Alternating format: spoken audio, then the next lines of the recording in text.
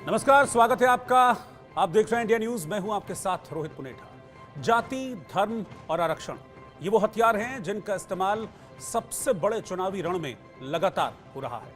विपक्षी दलों ने जाति का मुद्दा उठाया, जातीय जनगणना के मुद्दे पर बीजेपी को घेरने की कोशिश भी की, लेकिन बीजेपी ने धर्म के मुद्दे पर विपक्ष को घेर लिया।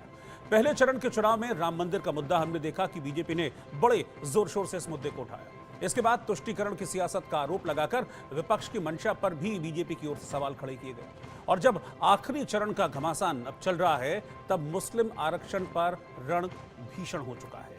क्योंकि आप देखिए कि पश्चिम बंगाल में ओबीसी कोटे के अंदर मुस्लिमों को आरक्षण मिलने और कोलकाता हाईकोर्ट के फैसले के बाद प्रधानमंत्री मोदी अब हर रैली में इस मुद्दे का जिक्र करते रहे, हर रैली में इस मुद्दे को उठाते रहे। लेकिन सवाल है कि चुनाव में धर्म, जाति और आरक्षण का मुद्दा कितना कारगर और कितना असरदार साबित हुआ और हो रहा है तो किसके लिए हो रहा है।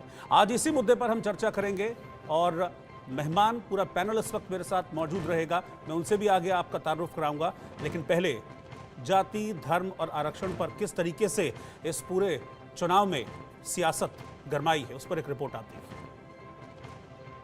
कांग्रेस किसी भी कीमत पर देश के हिंदुओं को बांटकर भारत को तबाह कर देना चाहती है।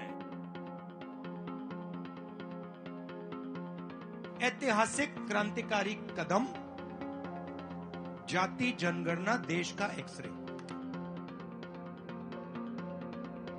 24 के रण में जाति पर जंग तब छिड़ गई जब चुनावी समर में पहले चरण से ही विपक्ष ने जाति जनगणना का कार्ड खेला। देश के सबसे बड़े सूबे यानी उत्तर प्रदेश में अखिलेश यादव ने जाति का मुद्दा उठाया तो बिहार में तेजस्वी यादव जाति पर मुखर दिखे। और जब राहुल गांधी हर रैली में जाति जनगणना की बात करने लगे तो सियासत गर्मा उठी। ऐतिहासिक क्रांतिकारी कदम, जाति जनगणना देश का एक्सरे। और जाति जनगणना के साथ इकोनॉमिक, फाइनेंशियल सर्वे। अब तो कांग्रेस को आउटसोर्स कर दिया गया है। कांग्रेस को अब ऐसे लोग चला रहे हैं, पर्दे के पीछे लोग ऐसी कमाल कर रहे हैं, ऐसे खेल खेल रहे हैं जो देश विरोधी ताकतों से मिले हुए हैं। कांग्रेस किसी भी कीमत पर देश के हिंदुओं को बांटकर भारत को तबाह कर देना चाहती है। कांग्रेस गरीबों को बांटना चाहती है। सबसे बड़े चुनावी महासमर में एक और जाति पर जंग तो दूसरी ओर धर्म पर रण भीषण हुआ। और वोट युद्ध में बीजेपी ने विपक्ष के खिलाफ हथियार की धार तब और तेज कर दी जब अयोध्या में रामलला का भव्य मंदिर बना और कांग्रेस समेत कई विपक्षी दलों ने रामलला की प्राण प्रतिष्ठा का निमंत्रण ठुकरा दिया। अयोध्या में राम मंदिर बना तो ये सपा, कांग्रेस दोनों पार्टियों ने प्राण प्रतिष्ठा का निमंत्रण ठुकरा दिया। आप कल्पना कर सकते हैं, वोट बैंक के भूखे लोग प्रभु राम के प्राण प्रतिष्ठा के अवसर पर निमंत्रण ठुकरा दें।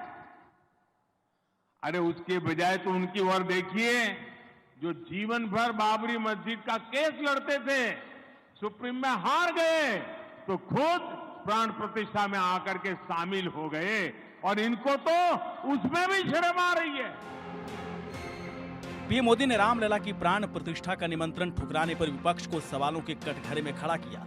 साथ ही वोट बैंक और तुष्टीकरण की सियासत के आरोप भी इंडी गठबंधन पर बढ़े। और आखिरी चरण की वोटिंग से पहले सियासी बवाल तब और बढ़ा जब पश्चिम बंगाल में ओबीसी कोटे के अंदर मुस्लिम आरक्षण के मुद्दे पर पीएम मोदी ने ममता समेत पूरे विपक्ष की मंशा पर ही सवाल खड़े कर दिए। हमारे संविधान ने दलितों, पिछड़ों को आरक्षण दिया है, लेकिन बंगाल में उस आरक्षण की खुली लूट हो रही है। मुसलमानों के फर्जी ओबीसी सर्टिफिकेट बनाए जा रहे हैं। ओबीसी समाज का हक छीनकर मुसलमानों को दिया जा रहा है। आप कल्पना करिए, तुष्टीकरण के लिए ये लोग किस सीमा तक जाने को तैयार है। तो 24 का महारण जाति, धर्म और आरक्षण, इन्हीं मुद्दों के इर्द गिर्द लड़ा गया। लेकिन सवाल है कि ये मुद्दे किसके लिए मुफीद रहे? जनता ने किसकी बातों पर भरोसा किया? किन मुद्दों पर वोट की चोट की? Bureau report, India news.